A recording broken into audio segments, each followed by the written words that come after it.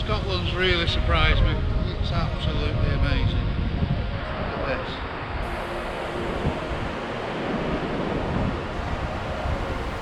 This is Scotland.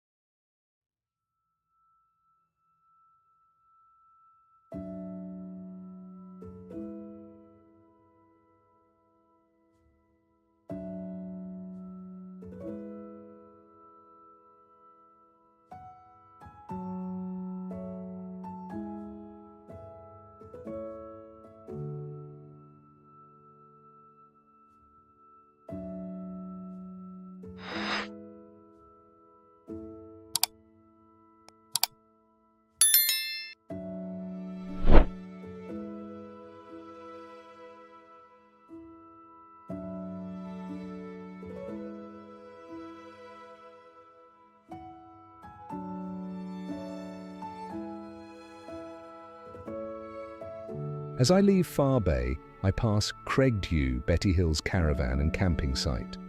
Family run since 1959, the site is open all day, every day, 365 days of the year, promising a peaceful stopover, just a short walk from the stunning sandy beach. This small, friendly site offers campervan and tent pitches, making it an ideal spot for those exploring the North Coast 500 and who want to wake up to the sound of the waves and the rugged beauty of Scotland's northern shores.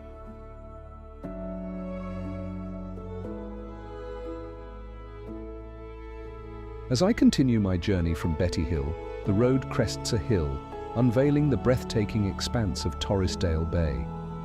This stunning beach, nestled at the bay's mouth, stretches out in golden hues, meeting the gentle rhythm of the waves. Descending the hill, the River Neva comes into view on our right. This river carves through the landscape, giving its name to the surrounding area known as Strathneva, historically the heartland of Clan Mackay.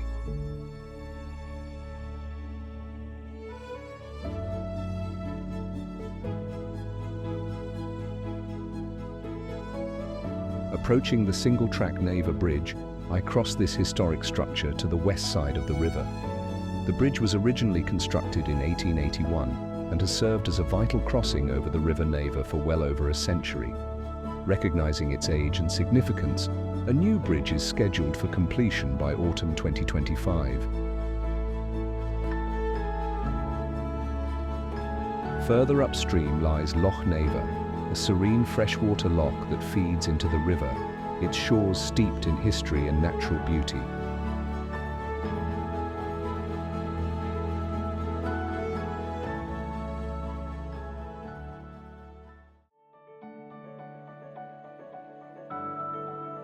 Continuing my drive, the road ascends onto the open moorland. Leaving the sheltered valley of Strathneva, the road climbs steadily onto the vast, windswept moorland that stretches towards Coldbacky.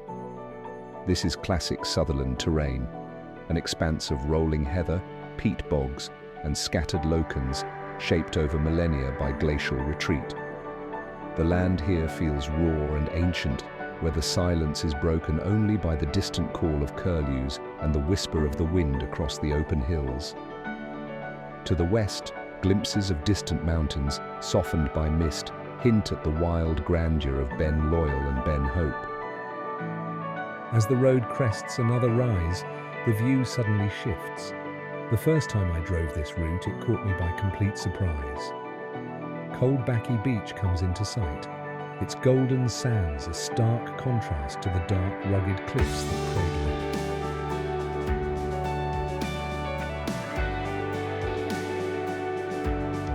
it. it's the perfect place for a break and to rest a little while, savouring the views over a cup of tea.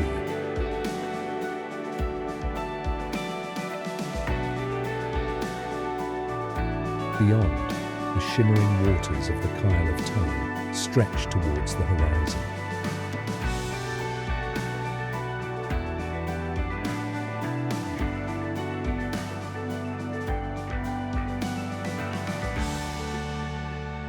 Coldbacky is a small crofting hamlet just a few miles east of Tongue. The name Coldbacky has Norse origins, likely deriving from Coldbacky, meaning cold bank or cold ridge, a reflection of the area's Viking past and its sometimes harsh climate.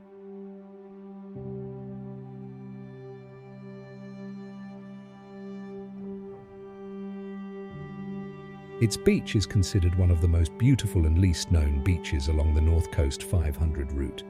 Framed by dramatic cliffs, it is only accessible via a steep but manageable path and offers spectacular views over the Pentland Firth.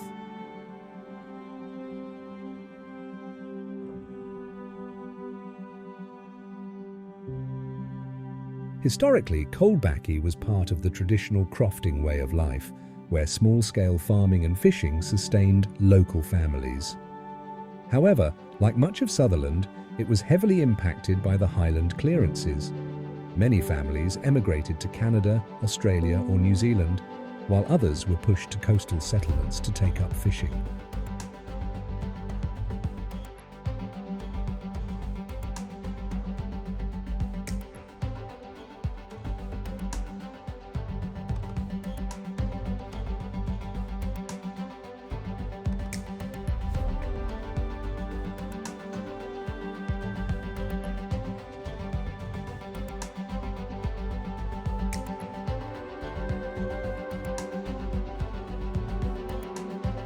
From this vantage point, the vista extends towards the Kyle of Tongue Bridge, with the majestic peak of Ben Hope standing proudly in the distance.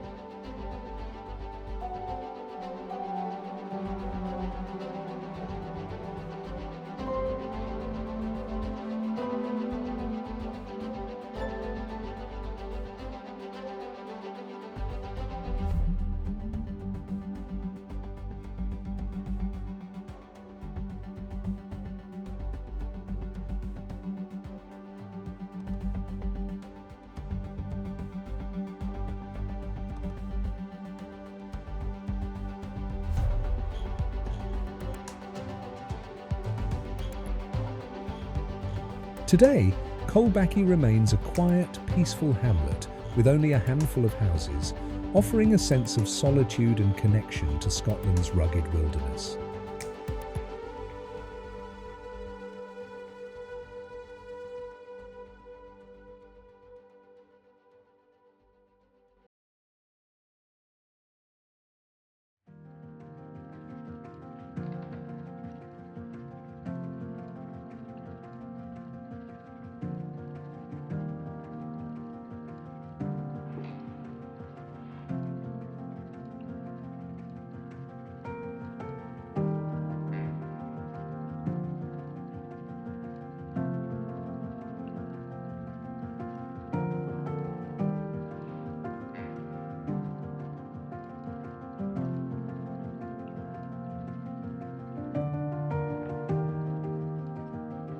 I move on from Coldbacky.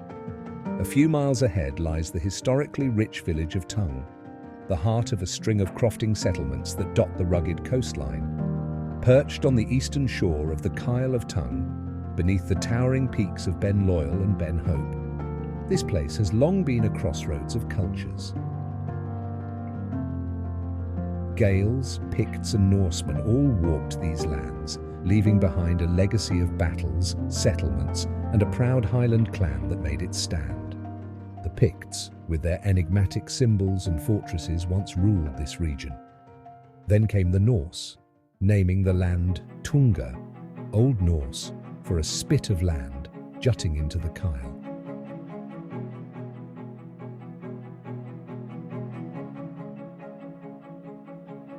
But as Viking influence waned, Gaelic culture reclaimed its hold, and with it rose the powerful Clan Mackay. Originally from Moray, the Mackays were driven north in the 11th century, establishing their stronghold at Castle Varich.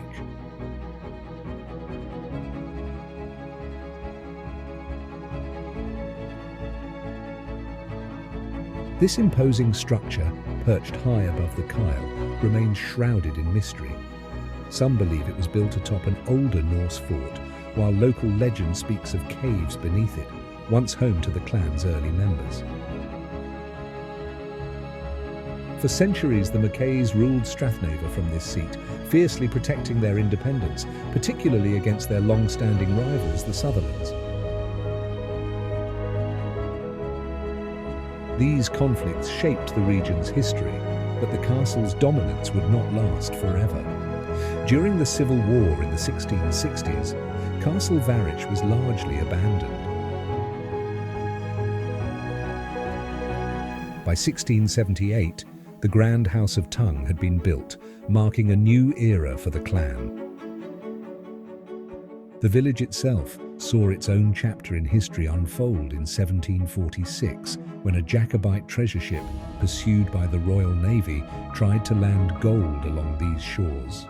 The crew was intercepted, their fortune lost, and Bonnie Prince Charlie was left without the crucial funds he needed in the final days before Culloden.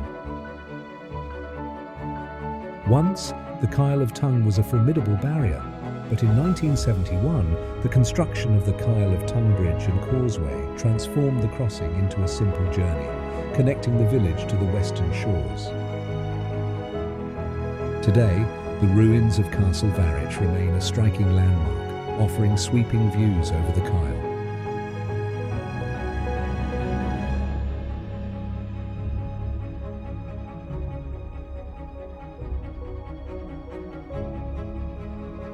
Tongue House, though privately owned, still stands as a symbol of the Mackay legacy. Tongue is no longer a place of battle, but one of reflection, a land where the echoes of the past whisper through the ruins, where the soil still holds the memory of those who fought, lived, and were ultimately displaced. After crossing Tongue Bridge, I once again ascend onto the moorland. The moorland, stretching from Tongue Bridge to Hope Bridge, is a vast, windswept expanse of peat bog, heather, and scattered lowlands shaped by millennia of glacial activity.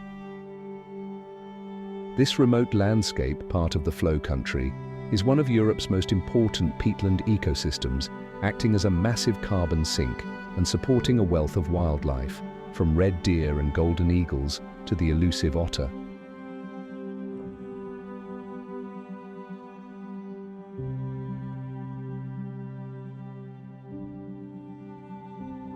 As you cross Hope Bridge, the terrain becomes increasingly rugged, with the dramatic silhouette of Ben Hope, Scotland's most northerly Munro, dominating the skyline. The road winds through this wild, untamed land, flanked by ancient rock formations and narrow glens that hint at the region's geological past. The descent toward Loch Eriboll offers some of the most breathtaking views in Scotland. The vast sea loch, often compared to a fjord, cuts deep into the landscape, its waters shimmering beneath towering cliffs and rolling hills. I stop for a few minutes' break and to view this striking land before me. Below is the Ard Niki lime kilns.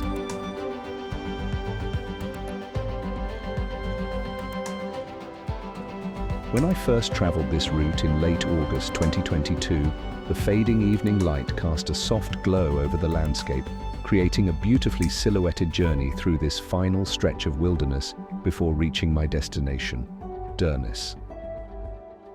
In contrast, when I returned in May 2023, I drove this same road earlier in the day, capturing a strikingly different perspective, which you'll see in the following footage.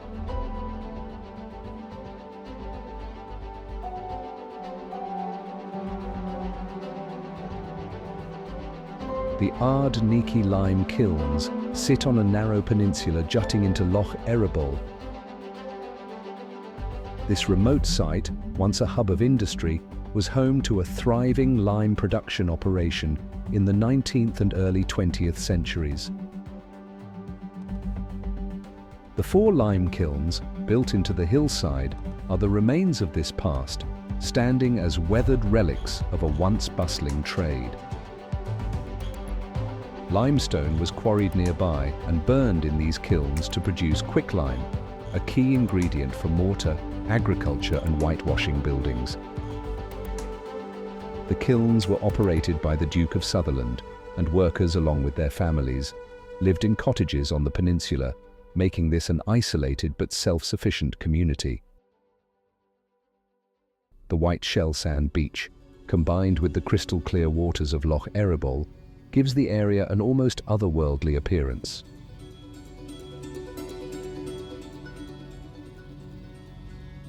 The lands around Loch Eriboll were once part of Clan Mackay's stronghold, fiercely defended against rivals like the Sutherlands. By the 17th century, power shifted as the Mackenzies expanded northward, eventually taking control of the Ray estate, which included much of the surrounding land.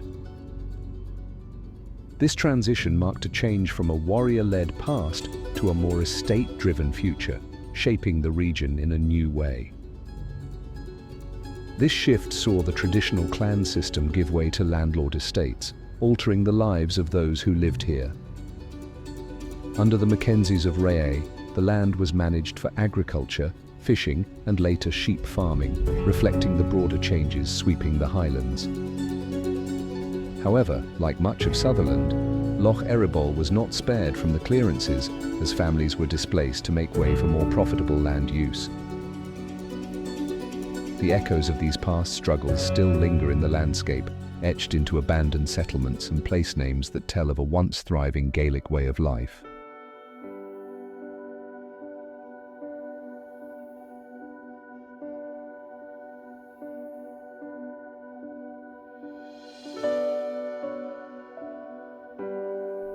The loch's deep sheltered waters have made it a natural harbour for centuries, particularly during times of war. During both World War I and World War II, the Royal Navy used Loch Eriboll as a safe anchorage for warships, submarines and convoys. Its remote location and deep waters provided a crucial refuge from enemy attacks and the harsh conditions of the North Atlantic. In World War II, it became a key stopover for warships engaged in the Battle of the Atlantic, offering a place to refuel, repair, and regroup before or after dangerous missions.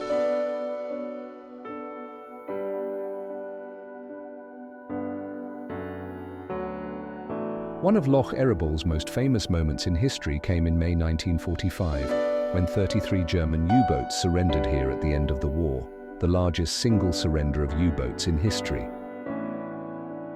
Rather than risking an approach to the heavily defended naval bases further south, these submarines were instructed to head for Loch Eriboll, where they were taken into British custody before being sent for disposal.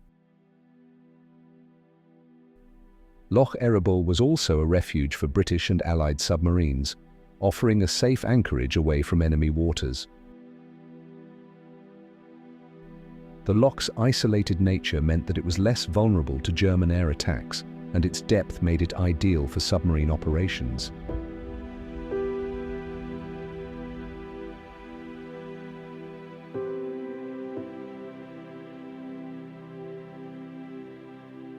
Today, the loch remains largely untouched by development, preserving its wild and remote character. Traces of wartime history can still be found, including old military buildings, piers, and even some remains of wartime moorings.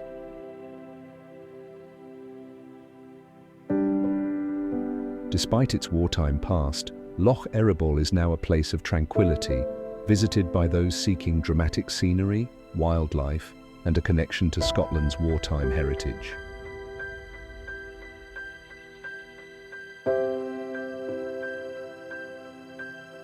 As my day's journey nears its end, the winding route around Loch Eriboll remains one of my favourite drives. Rounding the southern tip of the loch and turning north once more toward the vast expanse of the North Sea, I take a moment to reflect on the breathtaking landscapes, resilient communities, and deep-rooted history I've passed through. This journey across the very top of the country has been nothing short of remarkable. As I near my stopping point for the night, I look forward to settling in, content with the day's adventure. To travel through this land is not just a journey, it is a privilege.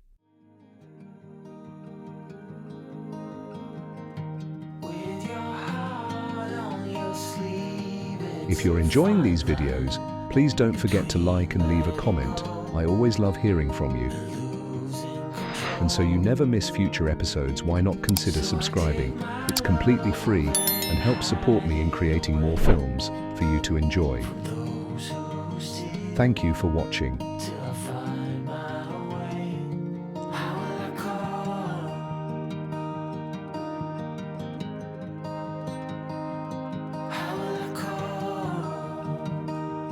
After a long day driving 90 miles of what might just be one of the most breathtaking scenic routes in the UK, I finally arrive. The light softens, the hills fall into shadow, and the reward is clear. A peaceful evening wrapped in silence with views that stir the soul. But the journey doesn't end here. Join me next time as I explore Ceannabeinne, and just a little further on, the wild and storied lands of Durness. This is a place where time lingers in the air, where winds whisper forgotten names, and where history clings to every stone.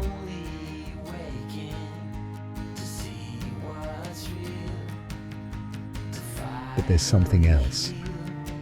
A moment in time when the people of this quiet place rose up, when unrest stirred in the heart of Durness.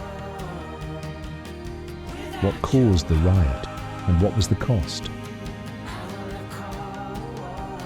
We'll trace the remnants of an abandoned village, hear the echoes of the Highland clearances, and stumble into the legend of the wicked man of Balnakeil, a name still spoken with a shiver.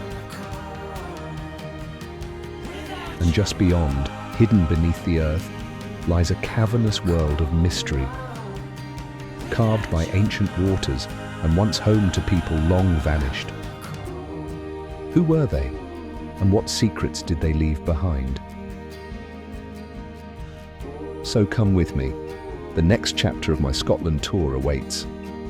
And trust me, it only gets more fascinating from here.